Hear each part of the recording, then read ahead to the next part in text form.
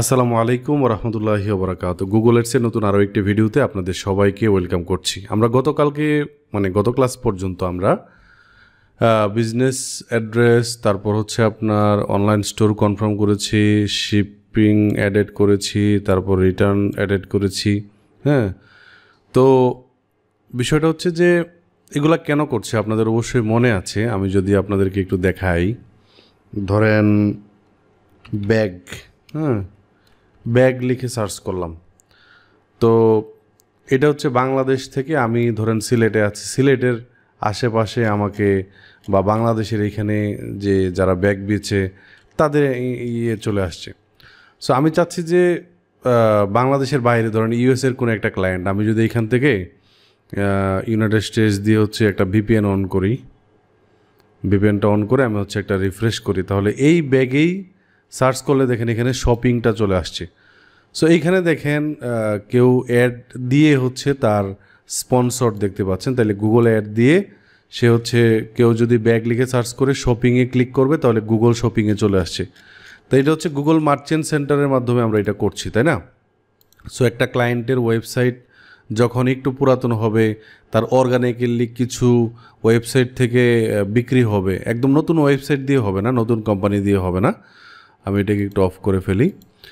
যদি ক্লায়েন্টের ওয়েবসাইটটাতে ধরেন অর্গানিক্যালি কিছু অর্ডার আসে আগে থেকে, এটা না হইলেও গুগল অ্যাডের মাধ্যমে, গুগল সার্চ অ্যাড বা এঙ্গেজমেন্ট অ্যাড, এইগুলোর মাধ্যমে হচ্ছে প্রোডাক্ট আগে সেল করতে হবে একটা ওয়েবসাইটের মাধ্যমে। একদম নতুন ওয়েবসাইট দেখা যাবে যে গুগল মার্চেন্ট সেন্টার অ্যাপ্রুভ করতেছে না, এরকম হইতে পারে। সো ক্লায়েন্টের যে ওয়েবসাইটটাতে অলরেডি কিছু বিক্রি হয়েছে, ওই ধরনের একটা ওয়েবসাইট নেবেন এবং অবশ্যই এই ওয়েবসাইটে যে ইনফরমেশনগুলো আছে, যেমন শিপিং মেথড, তারপর হচ্ছে রিটার্ন পলিসি, কন্ট্যাক্ট ফর্ম, এইখানে যা যা আছে আমরা দেখে দেখে মাত্র এইখানে আমরা ইয়ে করে ফেললাম আর কি। তার মানে হচ্ছে ওয়েবসাইট অনুযায়ী দিতে হবে, ওয়েবসাইটে যা আছে এর বাহিরে এই গুগল মার্চেন্ট সেন্টারে দেওয়া যাবে না, ঠিক আছে? এবং এর পরের স্টেপ দেখেন অ্যাড ইউর প্রোডাক্ট। সো আমরা হচ্ছে আজকে একটা প্রোডাক্ট অ্যাড করে দেখব।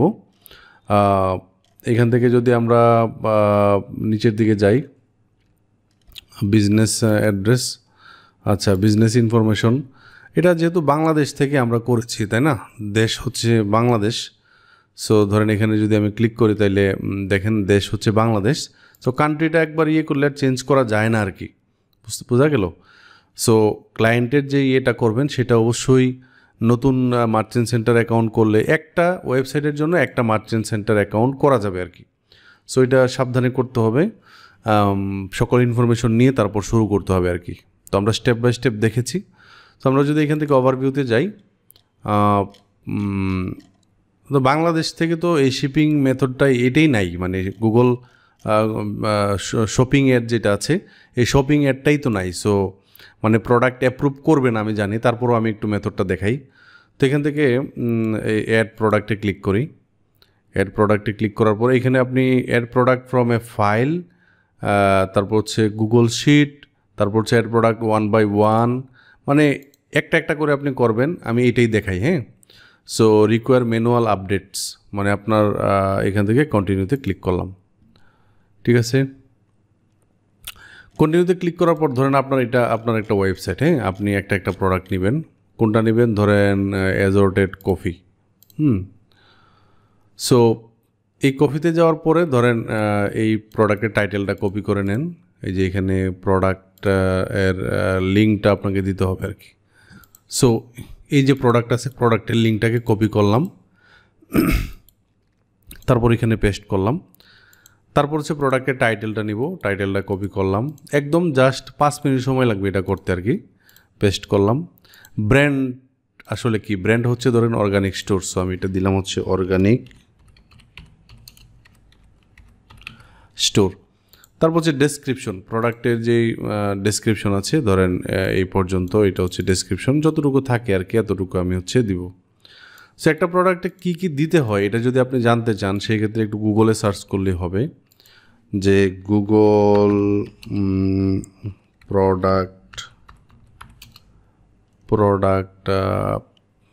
রিকোয়ারমেন্ট অথবা গুগল প্রোডাক্ট স্পেসিফিকেশন, এটা লিখে যদি সার্চ করেন গুগলে, তাহলে এখানে গেলে দেখবেন আপনি যে এখানে প্রথমটাতে ক্লিক করলাম, ক্লিক করার পর এখান থেকে নিচের দিকে গেলে দেখেন এই যে প্রোডাক্ট ডেটা, আমাদেরকে টাইটেলটা আইডিটা দিতে হয়, প্রোডাক্টের আইডি, প্রোডাক্টের আইডি, ইউর প্রোডাক্ট, এটা রিকোয়ার্ড, মানে আইডিটা দিতেই হবে। তারপর হচ্ছে আপনার প্রোডাক্টের টাইটেলটা দিতে হবে, এটা রিকোয়ার্ড, দেখেন রিকোয়ার্ড লেখা আছে। তারপর প্রোডাক্টের একটা ডেসক্রিপশন আছে, যেটা দিলাম আমরা আর কি, প্রোডাক্টের টাইটেল, প্রোডাক্টের ডেসক্রিপশন, এটা আর কি। তারপরে আর কি আছে, তারপরে হচ্ছে আপনার প্রোডাক্টের লিঙ্কটা তো দিলামই আমরা, এই যে এই লিঙ্কটাকে কপি করে নিলাম, এটাই হচ্ছে প্রোডাক্টের লিঙ্ক। যা যা দিতে হবে আর কি, এই যে লিঙ্ক, ইমেজের লিঙ্কটা দিতে হবে, এটা আমরা দেখাবো। সো এগুলো অপশনাল, আরও যেগুলো আছে এগুলো অপশনাল। আর নিচে আরও কিছু আছে অপশনাল, মোবাইল লিঙ্ক। আচ্ছা, অ্যাভাইলেবিলিটিটা দিতে হবে, তারপর হচ্ছে অ্যাভাইলেবিলিটি ডেটটা দিতে হবে, কস্ট অফ গোল্ড সোল্ড, তারপর হচ্ছে প্রাইসটা দিতে হবে, তারপর sale price effective, unit pricing, এইগুলো অপশনাল আর কি। যদি দেই তাহলে দিতে পারবো, নাইলে না দিলেও প্রবলেম নাই। সো এখানে আরও কিছু রিকোয়ার্ড আছে, ব্র্যান্ডটা দিতে হবে, G10টা দিতে হবে।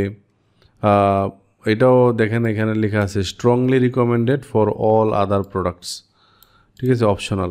So required for all products with non G10 to enable full offer performance. So এটা দিলে দ্রুত অ্যাপ্রুভ করে আর কি, গুগল এটা করে আর কি। তারপর হচ্ছে এমপিএনটা ধরেন এই যে only if product doesn't have manufacturing, G10টা যাদের থাকবে না তারা এমপিএনটা দিবে আর কি। Optional for all other products. আচ্ছা, এক্সাম্পলটা এটা কীরকম হয় এটা এভাবে দেওয়া হচ্ছে আর কি। কন্ডিশনটা কি, তারপর অ্যাডাল্ট নাকি এটা রিকোয়ার্ড, তারপর হচ্ছে আপনার মাল্টিপ্যাক, এগুলো রিকোয়ার্ড, বান্ডেল, সার্টিফিকেশনস, এসে আরও অনেক কিছু আছে। এজ গ্রুপ, এগুলো থাকলে আর কি দিব, না থাকলে তো আর নাই। সো আমি হচ্ছে এখান থেকে ব্র্যান্ড তো ডেসক্রিপশন, তারপর হচ্ছে এখান থেকে প্রোডাক্টের ইমেজের লিঙ্কটা এটা দিতেই হবে। সো রাইট বাটনে ক্লিক করলাম, কপি ইমেজ অ্যাড্রেস, তাহলে আমার একটা লিঙ্ক হয়ে গেল। মানে আপনি হচ্ছে এটাকে ডাউনলোড করে দিতে পারবেন, অথবা রাইট বাটনে ক্লিক করে ইমেজ দিতে পারবেন। সো এখানে যদি আমি এই যে প্রোভাইড ইমেজ ইউআরএলের জায়গায় আমি যেটা কপি করছিলাম এটা দিয়ে দিই, অ্যাড করে দিই, তাহলে দেখি ইন প্রগ্রেসে আছে।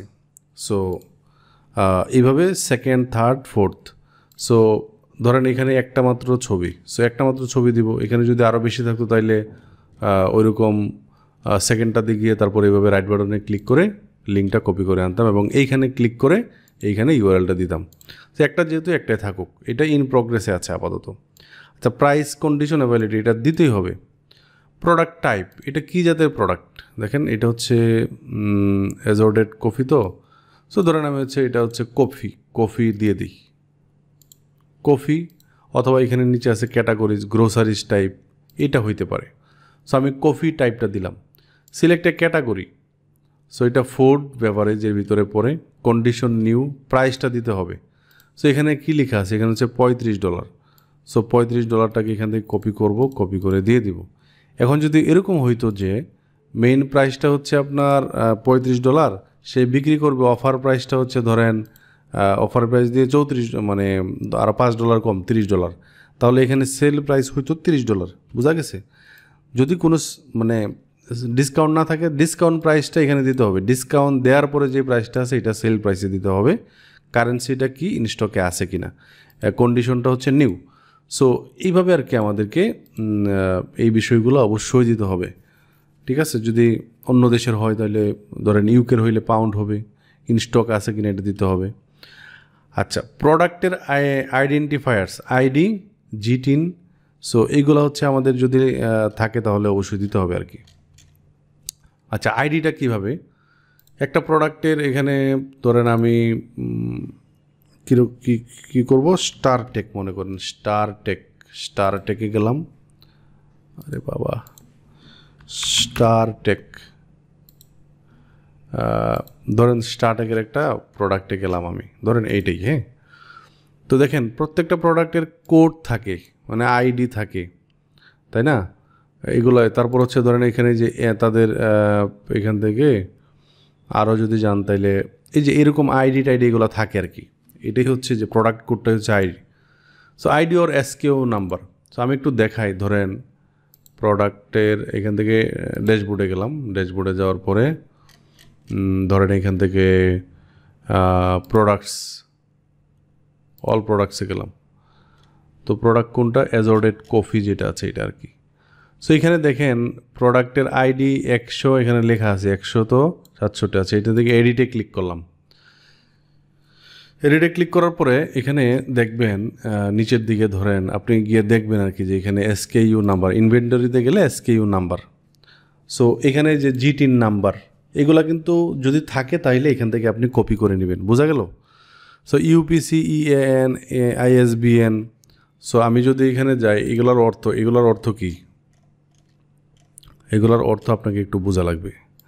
মানে এক এক দেশের এক এক অর্থ থাকে আর কি। ধরেন জিটিন তো এখানে দেখেন ইউপিসি হইল নর্থ আমেরিকান, ইএএন হচ্ছে ইউরোপিয়ানদের জন্য কোডটা, জাপানের জন্য জেএন, আইএসবিএন হচ্ছে শুধু বইয়ের জন্য আর কি।